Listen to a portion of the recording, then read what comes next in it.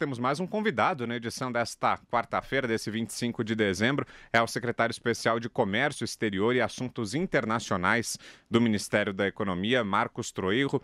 Secretário, como vai? Boa tarde. Em primeiro lugar, Feliz Natal. Obrigado pela participação. Prazer tê-lo aqui no 3 em 1. Boa tarde, Vitor. Boa tarde, amigos da Jovem Pan. Feliz Natal para vocês aí no estúdio e para todos aqueles que nos ouvem.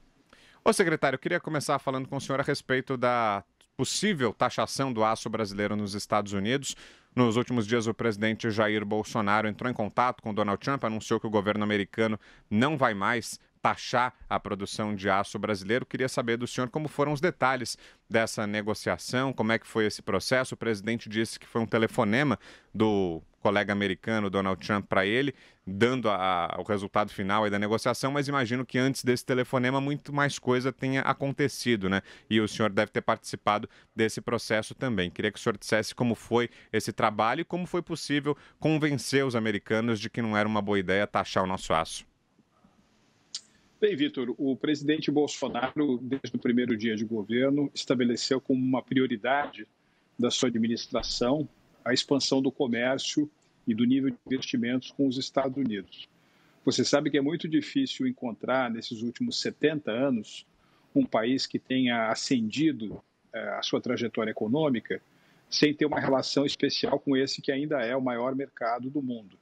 É o caso do Japão e da Alemanha depois da Segunda Guerra Mundial, da Coreia do Sul e mesmo da China, que desde 1979 goza de um relacionamento especial, é o que em comércio nós chamamos de nação mais favorecida. E o Brasil desperdiçou muitas oportunidades, então a gente, desde 1º de janeiro, está aí numa dinâmica em busca do tempo perdido com os Estados Unidos. Mais recentemente, houve uma comunicação do presidente Trump numa rede social, preocupado, não é, com esse tema das exportações de aço e de alumínio para os Estados Unidos, mas nesse meio tempo o presidente Bolsonaro nos instruiu a fazer ver aos nossos interlocutores no Departamento de Comércio, no Departamento do Tesouro, a Embaixada em Washington atuou muito fortemente junto a diferentes setores do governo dos Estados Unidos, o Ministério das Relações Exteriores também, para mostrar que o Brasil, no campo do aço, já tem um entendimento com os Estados Unidos no sentido de que a gente trabalha com uma cota de exportação de aço de 4 milhões de toneladas por ano. Isso é baseado numa média de 2015 até 2017. E no caso do alumínio, nós pagamos já a tarifa estabelecida pelo governo Trump de 10%. Além disso, o Brasil utiliza, como insumos para a produção do seu aço, um carvão que é exportado para o Brasil a partir de estados americanos como o Alabama. Então, foi uma conversa bastante cordial. O nosso grande objetivo com os Estados Unidos é ter uma relação mais ampla, aproveitando também que essa Casa Branca conta com a chamada autorização para promoção de comércio, que na sigla em inglês é o TPA, e que, portanto, a gente deve buscar objetivos mais ambiciosos. Os Estados Unidos e o Brasil são as duas maiores democracias do Ocidente, as duas maiores economias do continente americano, então a gente não poderia deixar essa dúvida deixar de ser esclarecida, e ela foi esclarecida graças à liderança do presidente Bolsonaro, o que mais uma vez coloca os dois países num pé equivalente de entendimento para que no ano que vem a gente possa ainda mais aprofundar os laços de comércio que a gente tem com o mercado americano. Constantino, sua pergunta. Secretário, o senhor é especialista em BRIC. Eu queria saber aí sua visão em relação à China. É impossível negligenciar um gigante como a China, no comércio, tem que ter uma postura pragmática em relação à China. Ao mesmo tempo, a gente não pode também desprezar que representa, de alguma forma, uma ameaça geopolítica. Não se trata de uma democracia sólida, estabelecida como os países ocidentais. Qual é a sua visão em relação à China em termos de oportunidades e riscos eventuais para o Brasil? Bem, Rodrigo, a ascensão da China nesses últimos 40 anos é um dos maiores milagres da história econômica. Se você imaginar que em 1978 o Brasil e a China tinham essencialmente o mesmo PIB nominal, ou seja, a China que já em 78 tinha atingido a nada invejável marca de 1 bilhão de pessoas. E o Brasil estava com 100 milhões de pessoas, ou seja, a China, um chinês médio era cerca de 10 vezes mais pobre do que um brasileiro, e que hoje a China caminha fortemente para ser uma economia de 14 trilhões de dólares e mesmo ultrapassar os Estados Unidos no critério do produto interno bruto, medido pelo poder de paridade de compra. É impossível não ter a China como um parceiro estratégico, como um cliente privilegiado. E esse não é só um caso, não é só o caso do Brasil, é o caso hoje da grande maioria dos países do mundo. Mais países têm a China como principal parceiro comercial do que os Estados Unidos, o que é fruto, num certo sentido, do próprio modelo de crescimento adotado pela China nesses últimos 40 anos, que foi muito voltado para as exportações, ao contrário das experiências dos países latino-americanos, entre eles o Brasil e a Argentina.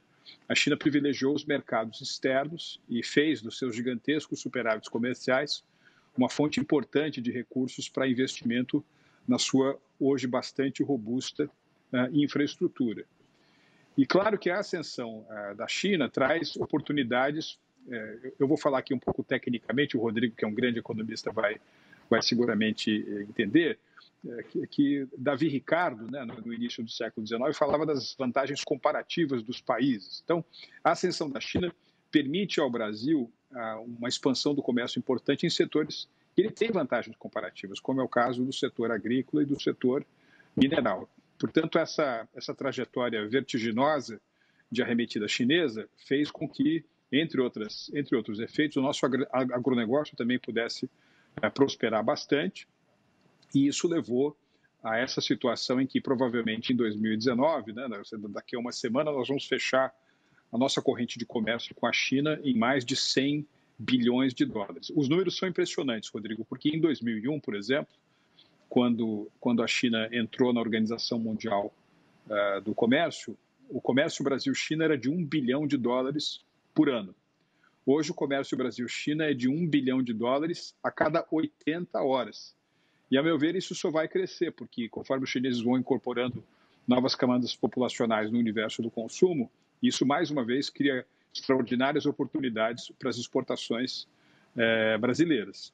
Agora, claro, há um desafio da nossa relação bilateral com a China, que é expandir aquilo que tem sido uma tônica muito grande no comércio para outras áreas, como é o caso dos investimentos. Há uma necessidade dos chineses diversificar o seu portfólio por todo o mundo. Isso, obviamente, vai englobar o Brasil também, e isso é bem-vindo, porque, afinal de contas, existe uma necessidade dramática no Brasil de investimentos, por exemplo, no setor de infraestrutura.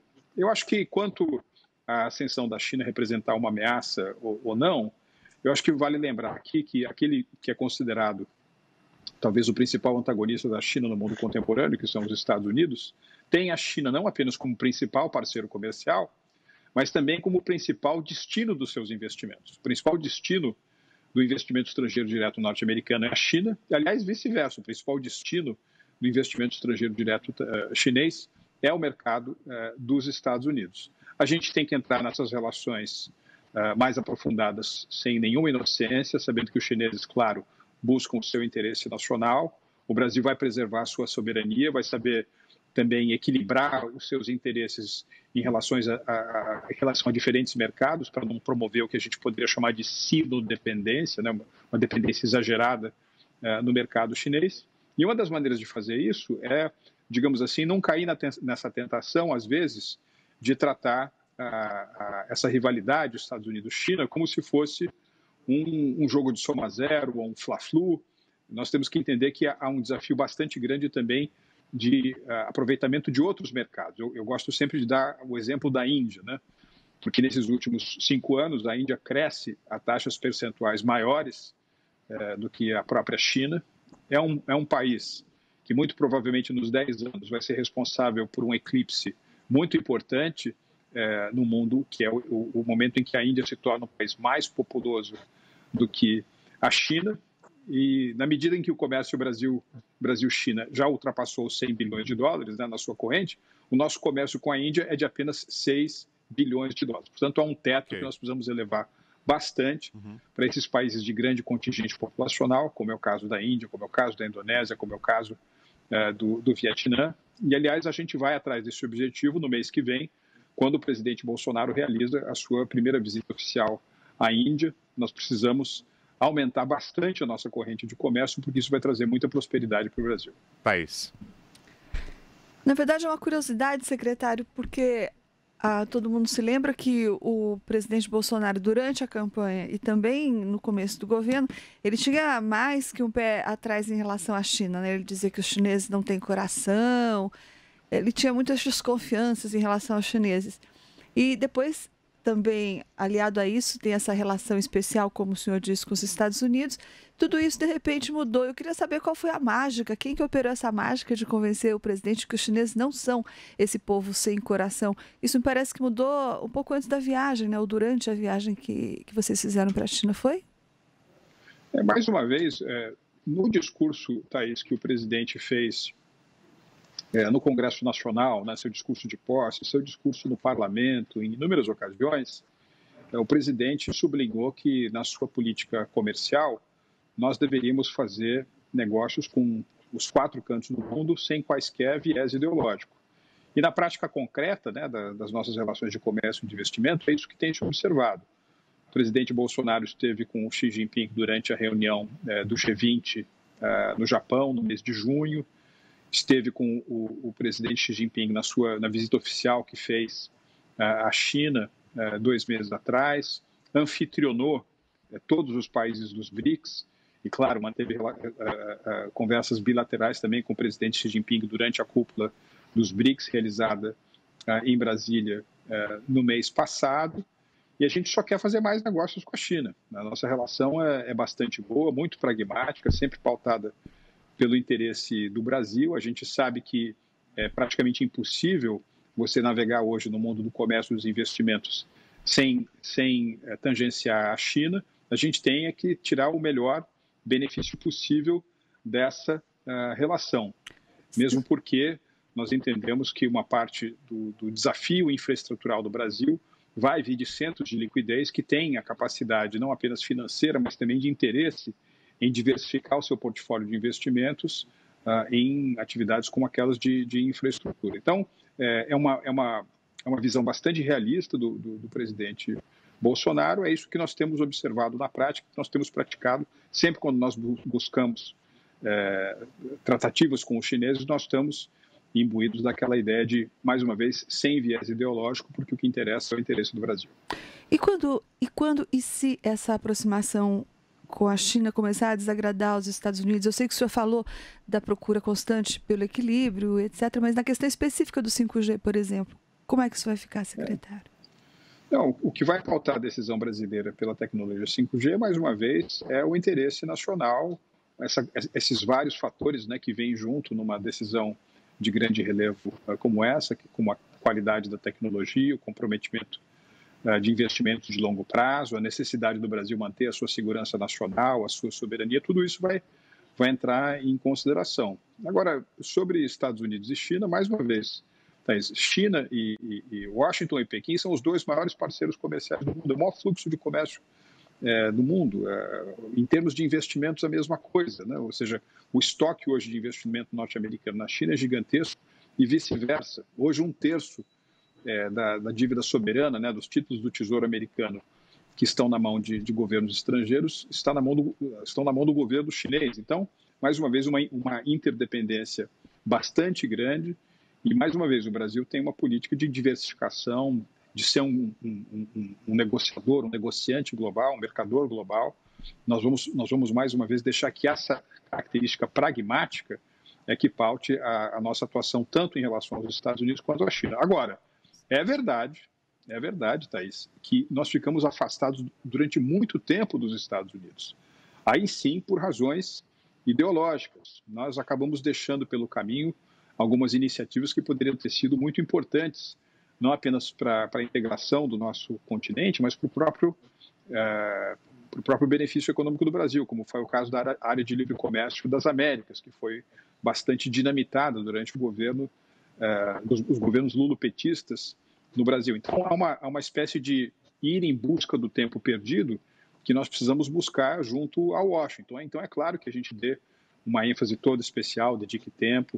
O presidente Bolsonaro foi a Washington em março, obteve uma grande vitória, que foi o comprometimento formal do governo norte-americano em apoiar o processo de acessão do Brasil à Organização para a Cooperação e Desenvolvimento Econômico, a OCDE. Ou seja, nós temos um esforço bastante grande de reaproximação com os Estados Unidos, o que foi possível na semana passada, por exemplo, por meio daquela comunicação do presidente Trump no Twitter, dizendo que as nossas relações econômicas estão mais fortes do que nunca. E vamos lembrar, nós não vamos ficar mais uma vez nesse jogo Estados Unidos-China.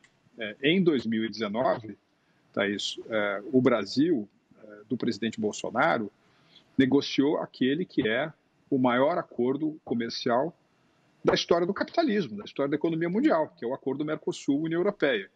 Se você levar em consideração os 28 países da União Europeia, mais os 4 países do Mercosul, o escopo geográfico do acordo Mercosul-União Europeia, ou mesmo pelo critério intrablocos, esse é o maior tratado, né, de trocas comerciais, de investimentos da história da economia mundial. Então, nós estamos, mais uma vez, diversificando, colocando uma prioridade muito grande no comércio exterior e, claro, com uma ênfase importante na reconstrução e na expansão dos laços econômicos com os Estados Unidos.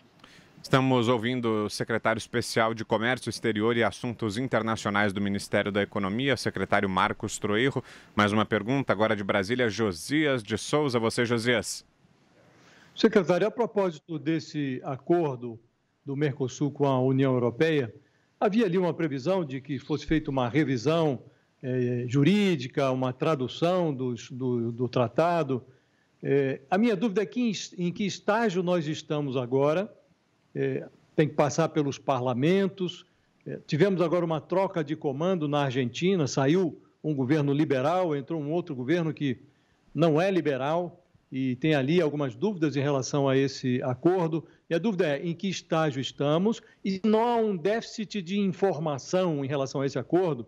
Presumivelmente, as sociedades desses países, do Brasil inclusive, deveriam ser informadas sobre os detalhes, isso não tem acontecido. E qual é o risco que essa mudança que houve na Argentina impõe a esse acordo?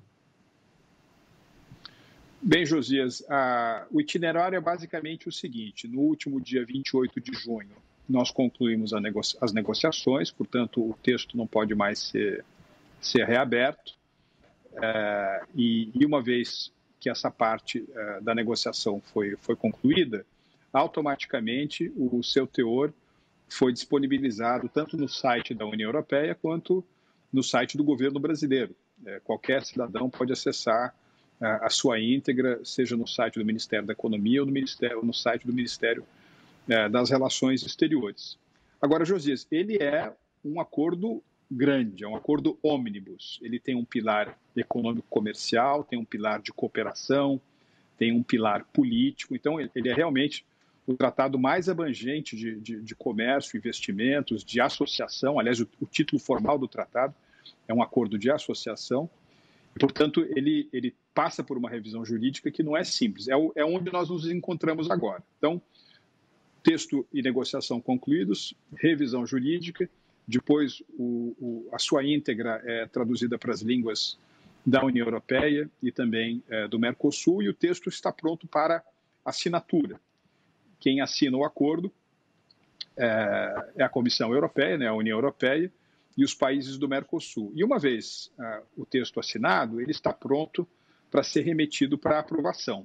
Agora, no seu pilar econômico, onde geralmente a gente coloca mais ênfase, né, porque realmente o acordo é um divisor de águas, não só para a União Europeia, mas sobretudo para os países do Mercosul, o processo de aprovação se dá no âmbito do Parlamento Europeu em Bruxelas. Para que o acordo entre em vigor, ele não precisa passar por cada um dos parlamentos individuais dos países membros da União Europeia. E ele precisa passar pela aprovação dos parlamentos do Mercosul. No entanto, vamos supor, né, que o acordo é aprovado no âmbito do Parlamento Europeu. Ele é aprovado no âmbito do Congresso brasileiro, do Congresso Nacional. Mas ele enfrenta uma morosidade um pouco maior na Argentina.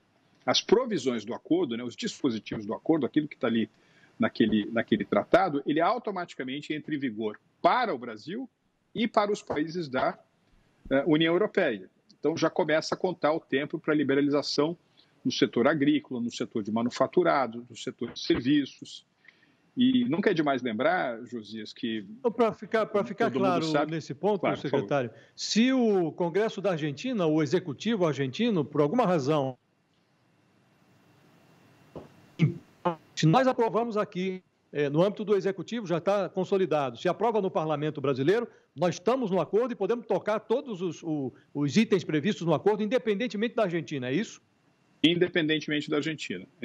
Independentemente da Argentina. É necessário que a Argentina assine o acordo, não é isso? Veja, uma vez que esse processo de revisão jurídica e tradução esteja concluído, aqueles de direito assinam o acordo. Então, o governo do Brasil, o governo da Argentina, o governo do Paraguai e do Uruguai e a União Europeia. Agora, e aí, nesse momento, o texto é remetido para o Parlamento Europeu e para os parlamentos dos países do Mercosul. E vamos supor que o Parlamento Europeu aprove e também o Congresso Nacional do Brasil. Então, para fins da cronologia da entrada em vigor dos dispositivos do acordo, a ampulheta já começa a ser virada, você já coloca o relógio para rodar, né? A grande maioria da liberalização se dá no âmbito entre 8 e 10 anos, tem exceções, como é o caso do setor automobilístico, que são 15 anos, há uma liberalização mais imediata para vários produtos de interesse do Brasil, como é o caso de frutas e outros bens do agronegócio. E, mais uma vez, além dos seus impactos comerciais, Josias, há um impacto muito grande no âmbito dos investimentos, sobretudo dos investimentos estrangeiros diretos no Mercosul e particularmente no Brasil. Porque hoje, digamos, sem um acordo do tamanho do acordo da Mercosul e União Europeia, quando uma empresa estrangeira pensa em se instalar no Brasil, ela pensa sobretudo em aproveitar aquele mercado protegido, amuralhado. E se você levar em consideração o PIB combinado, o Produto Interno Bruto combinado de Brasil, Argentina e Uruguai e Paraguai, isso dá mais ou menos 3% do PIB global. Uma vez que você tem esse acordo com a União Europeia, uma empresa que se instala no Brasil passa a ter acesso não apenas aos mercados do Mercosul, mas também aos mercados da União Europeia. E nunca é demais lembrar que a União Europeia, no seu conjunto, tem um Produto Interno Bruto maior do que os Estados Unidos e o da China. A União Europeia, no agregado, é a maior economia do mundo. Então, isso vai mudar também, vai representar uma mudança estrutural na natureza do investimento estrangeiro que o Brasil recebe. Então, eu realmente acho que é um divisor de águas. Eu queria dizer para você também que muita gente me pergunta, mas ainda vai demorar muito para o acordo entrar em vigor, quando é que a gente vai começar a sentir os benefícios? E eu posso lhe dizer o seguinte, nós já começamos a sentir os benefícios, porque para o planejamento das empresas, né, planejamento estratégico, quando hoje uma companhia, digamos, australiana ou japonesa pensa em se instalar no Brasil, ela já tem que levar em consideração, né, que o Brasil fará parte desse acordo de associação com a União Europeia, portanto, qualquer tipo de capex, né, como se diz, um investimento em capital, vai levar em consideração também esse mercado ampliado, que, como disse, constitui o maior acordo comercial da história da economia mundial. Muito bem, esse é o secretário especial de Comércio Exterior e Assuntos Internacionais do Ministério da Economia, Marcos Troirro. Mais uma vez, secretário, obrigado pela participação, foi muito legal tê-lo aqui no 3 em 1. Mais uma vez, Feliz Natal, boa tarde, obrigado. Feliz Natal, Vitor, Feliz Natal a todos.